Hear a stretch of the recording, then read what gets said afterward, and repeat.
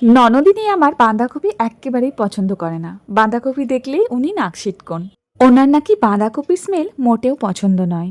এবার গত দুদিন ধরে বৃষ্টি হওয়ার দরুন বাজারেই আর যাওয়া হয়নি, কিন্তু দুপুরে তো কিছু রান্না করতে হবে।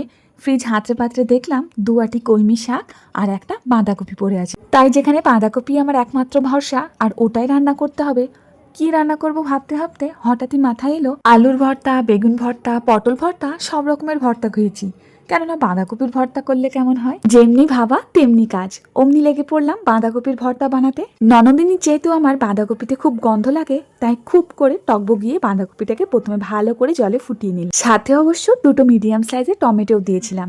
তারপর ভালো করে সেদ্ধ হয়ে যাওয়ার পর টমেটো থেকে টমেটোর স্কিনটাকে আলাদা করে দিলাম। তারপর বাঁধাকপি আর টমেটোটাকে হাতের সাহায্যে ভালো করে মাখিয়ে আলাদা করে রেখে দিলাম। অন্যদিকে কড়াইতে গোটা জিরে আর শুকনো লঙ্কার ফোড়ন দিয়ে 2টো মিডিয়াম সাইজের পেঁয়াজ আর আদা কুচি ভালো করে নাড়িয়ে হাতে মাখা বাঁধাকপিটাকে ভালো করে রসিয়ে কষিয়ে রান্না করে নিলাম। তারপর যেই না ননদিনীকে খেতে দিয়েছি, অমনি একতলা ভাত উনি বাঁধাকপির ভর্তা দিয়েই খেয়ে ফেলেছেন।